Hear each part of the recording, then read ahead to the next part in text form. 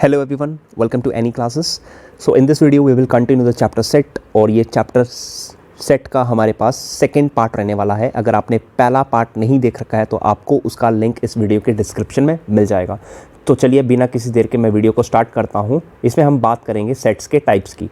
Okay, सो types में जो सबसे पहला हमारे पास आता है उसमें मैं बात करूँगा आपके पास फाइनाइट और इनफाइनाइट सेट के बारे में.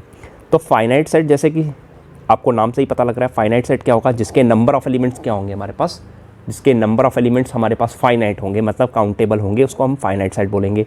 तो एग्जांपल के तौर पे I will write it here 1 2 3 dot dot dot dot and 10. Since in this set you know the last element, अगर आपको लास्ट एलिमेंट मालूम है तो उस सेट को हम लोग क्या कहेंगे, फाइनाइट सेट कहेंगे. अगर आपको किसी सेट का लास्ट एलिमेंट नहीं मालूम है तो उसे हम इनफाइनाइट सेट कहेंगे. सो ये आपको क्लियर हो चुका होगा. सो अभी मैं आपके सामने कुछ और एग्जांपल्स लेता हूँ यहाँ पे. तो सेकंड एग्जांपल लेने के लिए मैं यहाँ पे एक और आपके पास एग्जांपल लेता हूँ. b is equals to x such that x is a natural number. तो देखिए यहाँ पे हमारे पास जो ये b सेट है ये हमारे पास क्या बन जाएगा, हमारे पास ये बन जाएगा b सेट को. ये मैंने जो ऊपर फॉर्म लिखी है ये आपके पास कौन सी वाली फॉर्म है, ये आपके पास है सेट बिल्डर फॉर्म, और जो नीचे मैं फॉर्म लिख रहा हूँ ये आपके पास कौन सी होगी, रोस्टर फॉर्म होगी. तो देखिए यहाँ पे x का मतलब क्या है, नेचुरल नंबर, और नेचुरल नंबर आपको पता है 1 से स्टार्ट होते हैं और नेवर एंडिंग होते हैं. ठीक है, तो ये हमारा पास बन जाएगा सेकेंड टाइप ऑफ सेट, जिसको आप बोलोगे इनफाइनाइट सेट. क्या बोलोगे, इनफाइनाइट सेट. तो आई होप ये चीज़ आपको क्लियर होगी. तो इनफाइनाइट सेट क्या होते हैं, जिसका हमें लास्ट एलिमेंट नहीं मालूम होता है. ठीक है, तो जब भी आपको टोटल नंबर ऑफ एलिमेंट्स नहीं मालूम हो कि कितने हैं हमारे पास, मतलब अगर किसी सेट की कार्डिनैलिटी मतलब नंबर ऑफ एलिमेंट्स अगर डिफाइन नहीं हो तो उस सेट को हम कैसे कंसीडर करते हैं, उस सेट को हम लोग इनफाइनाइट कहते हैं. क्या कहते हैं, इनफाइनाइट. जिसके नंबर ऑफ एलिमेंट्स क्या हो, जिसके नंबर ऑफ एलिमेंट्स हमारे पास इनफाइनाइट हो, number of elements are infinite, तो उस सेट को हम लोग इनफाइनाइट कहते हैं. ठीक है, अब नेक्स्ट मैं तीसरे सेट की बात कर लेता हूँ. कभी कभी हमारे पास क्या होता है, जैसे कि मैं आपको पास एक एग्जांपल बना के दिखाता हूँ. जैसे मान लीजिए c such that x is an odd multiple of 2, odd multiple of 2.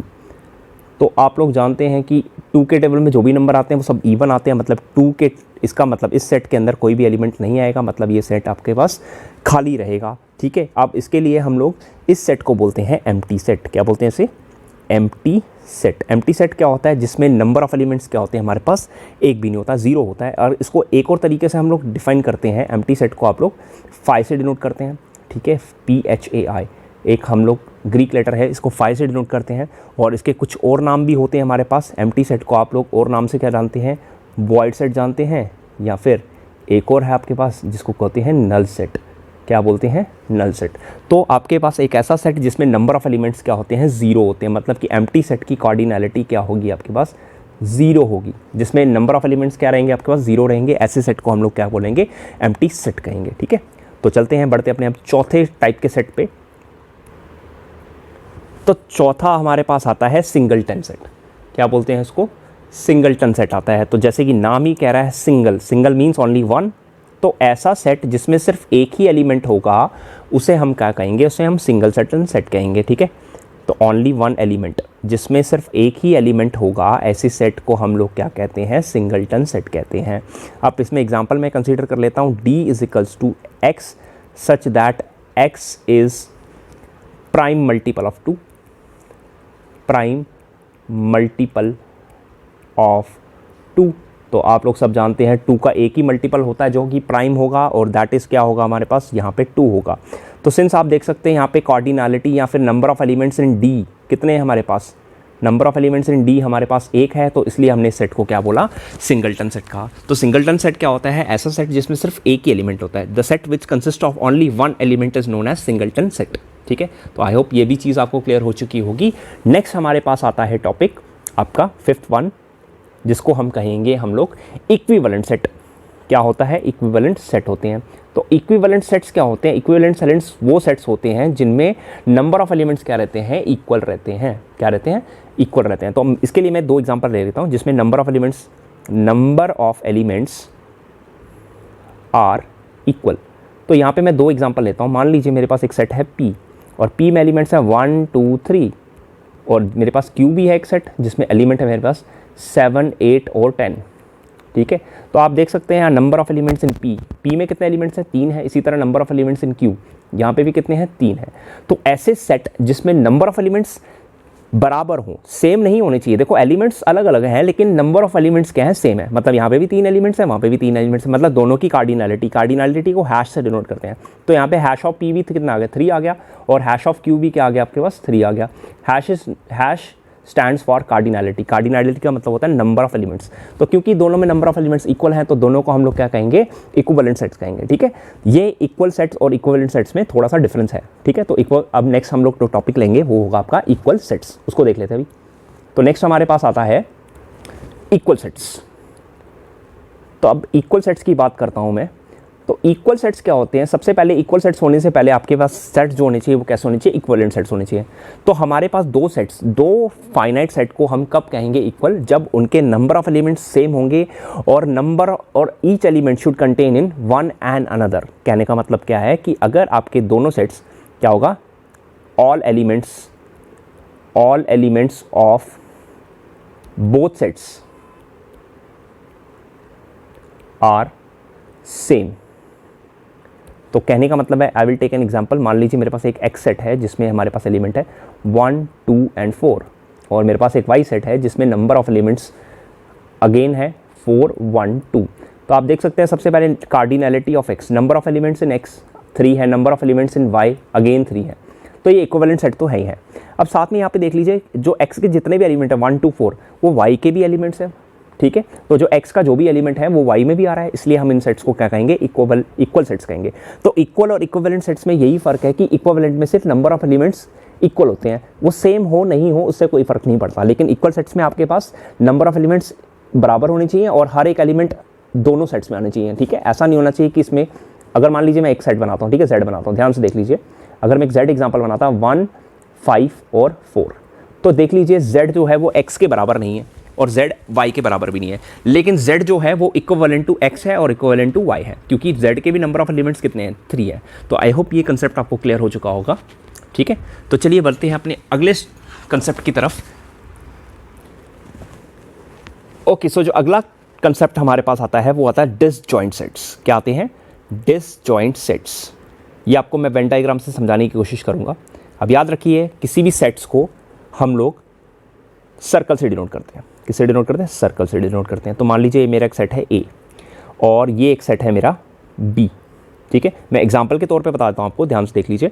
अगर मान लीजिए मैं A को लेट कर लेता हूँ 1,2 और मैं B को लेट कर लेता हूँ 3,4, तो आप देख सकते हैं कि A का कोई भी एलिमेंट B में नहीं आ रहा है और B का कोई भी एलिमेंट A में नहीं आ रहा है।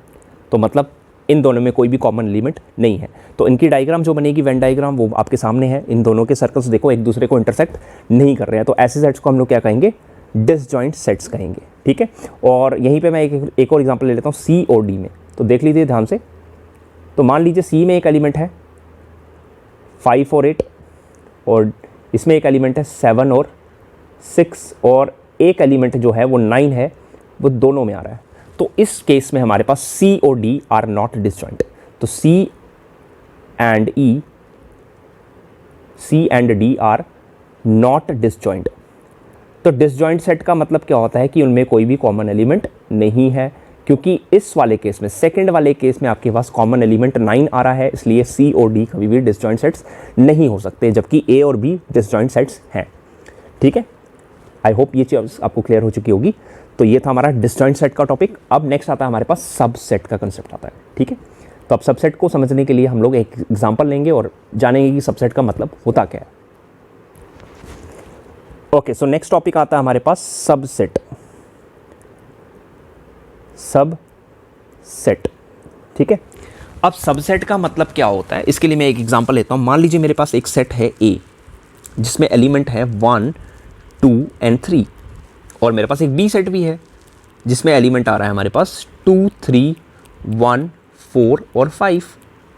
ठीक है, अब अगर मैं कार्डिनैलिटी की बात करूं, number of elements in A वो कितने हैं हमारे पास 3 है, और number of elements in B वो भी कितने हैं हमारे पास 1 2 3 4 5 है। ठीक है, एक चीज़ आप नोटिस कर रहे हैं कि जो ए का जो एलिमेंट है वो सारे के सारे एलिमेंट बी में आ रहे हैं, लेकिन जो बी है उसका हर एक एलिमेंट ए में नहीं आ रहा है।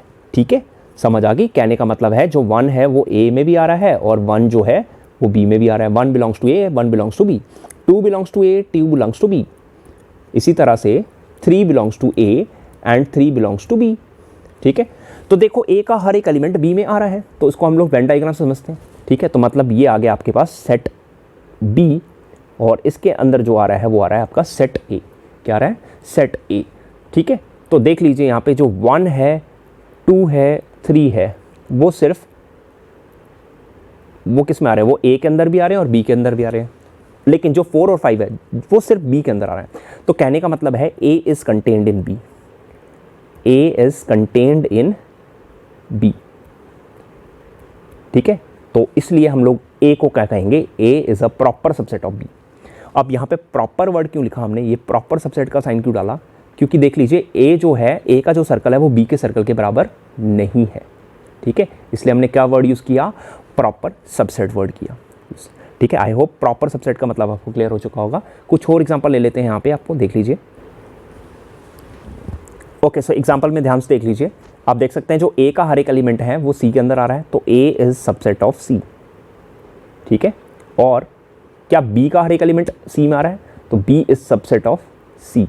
लेकिन क्या ए का हर एक एलिमेंट बी में आ रहा है? नहीं आ रहा है बिल्कुल भी। सो हम लोग लिखेंगे A is not a subset. Not a subset को ऐसे लिखते हैं, not a subset of C. ठीक है, तो ये नॉट अ सबसेट का साइन है हमारे पास, नॉट ए सबसेट। ठीक है, सो सबसेट का केस क्लियर हो गया। ठीक है, अब एक चीज़ तो क्लियर होगी, हमने इसको तो सबसेट कह दिया, अब सी को क्या बोला जाए वो भी देख लेते हैं हम लोग। इसमें क्या बोलते हैं हम लोग सी को? ठीक है, तो आप जानते हैं यहाँ पे बी जो है वो है सबसेट और ए भी क्या है यहाँ पे? सबसेट है। लेकिन हम सी और इन दोनों सीज को क्या कहेंगे? इन सी को हम लोग कहेंगे सुपर सेट। क्या बोलेंगे इनको? सुपर सेट कहेंगे। ठीक है, तो आई होप ये चीज़ आपको क्लियर हो गई होगी कि सुपर सेट बोलते हैं किसको हम लोग। ठीक है, चलो आगे बात कर लेते हैं कुछ प्रॉपर्टीज़ के बारे में। तो सबसे पहली प्रॉपर्टी आपको याद रखनी है, phi is a subset of every set. Phi is a subset of every set. ठीक है, phi is subset of every set. ठीक है, तो फाई जो होगा वो एवरी नॉन एम्प्टी सबसेट का क्या होगा? सबसेट होगा। तो क्या लिखते हैं? Phi is subset of every set. तो ये चीज़ आपको याद रखनी है। और नेक्स्ट चीज़ आती है आपके पास, every set is a subset of itself. Every set is a subset of itself. हर एक सेट खुद का क्या होगा? सबसेट होगा। अब क्योंकि देखिए जो ए का सर्कल होगा वो ए के सर्कल के बराबर होगा ना, मतलब कोइंसाइड करेंगे ना दोनों सर्कल से एक दूसरे पे, इसलिए हमने कौन सा साइन लगाया यहाँ पे? हमने साइन यहाँ पे लगाया है इम्प्रॉपर सबसेट का। मेरा कहने का मतलब ये है कि ये जो साइन है ये आपकी है इम्प्रॉपर की साइन। कौन सी है? इम्प्रॉपर सबसेट की साइन है। ठीक है, तो मैं थोड़े डिटेल में बताता हूँ। हमने दो साइन यूज़ किए। पहला ये वाला, ये था प्रॉपर सबसेट का साइन। ये किसका था? प्रॉपर सबसेट का साइन। और ये जो दूसरा साइन मैंने यूज़ किया है ये था इम्प्रॉपर सबसेट का साइन। किसका था? इम्प्रॉपर सबसेट का साइन। ठीक है, चलो फिर एक और चीज़ मैं आपको कुछ चीज़ें बता देता हूँ यहाँ पे। सबसे पहली चीज़ हमारे पास आती है, ध्यान से देखिएगा। ठीक है, हमारे पास कुछ सेट्स होते हैं जिनको हमने स्पेशली डिनोट किया हुआ है। ठीक है, जैसे कि आपको पता है नेचुरल नंबर के सेट जो होता है उसको n से डिनोट किया जाता है। ठीक है, अब जो नेचुरल नंबर्स होते हैं वो सारे के सारे होल नंबर्स के अंदर आते हैं। ठीक है, तो natural number is a subset of whole numbers, और होल नंबर्स जो होते हैं उसको w से डिनोट किया जाता है। और होल नंबर सारे के सारे किसके अंदर आते हैं? इंटीजर्स के अंदर आते हैं। तो whole number is a subset of integers, और इंटीजर्स जो होते हैं वो सारे के सारे किसके अंदर आते हैं? रैशनल नंबर के अंदर। रैशनल नंबर को हम लोग किससे डिनोट करते हैं? q से डिनोट करते हैं। और सारे के सारे रैशनल नंबर्स किसके अंदर आते हैं हमारे पास? वो आते हैं रियल नंबर्स के अंदर। तो रियल नंबर्स के सेट को हम लोग r से डिनोट करते हैं। तो कहने का मतलब ये है कि हमारे पास यहाँ पे अगर पढ़े हम लोग तो क्या है? n is a subset of w, w is a subset of z, z is a subset of q, q is a subset of r। तो यहाँ ये भी कह सकते हैं natural number is a subset of integers, natural number is a subset of rational numbers, natural number is a subset of real numbers. देख लीजिए सबसे बड़ा सेट है ना, इससे बड़ा सेट तो कोई बन ही नहीं रहा। तो we can call this as super set का सुपर सेट जो होता है उसको यूनिवर्सल सेट कहते हैं। क्या बोलते हैं उसको? यूनिवर्सल सेट कहते हैं। तो क्या बोलते हैं? Super set of super sets. Super set of super sets, तो god father you can say, ठीक है। सो यूनिवर्सल सेट को you can call god father also, so you can say this as god father, ठीक है। इससे बड़ा कोई भी सेट नहीं होता, ठीक है। तो यूनिवर्सल सेट क्या होता है, सबसे बड़ा सेट, जिससे बड़ा सेट कोई एग्जिस्ट ही नहीं करता है उसे हम यूनिवर्सल सेट बोलते हैं, ठीक है। तो फिलहाल के लिए फ्रेंड्स वीडियो को इतना ही रखेंगे। I hope you like this video, you can like this video and share to your friends, and if you are new to this channel you can subscribe and press the bell icon to get the latest notification about our new videos. So thanks for watching and have a good day. Thank you all.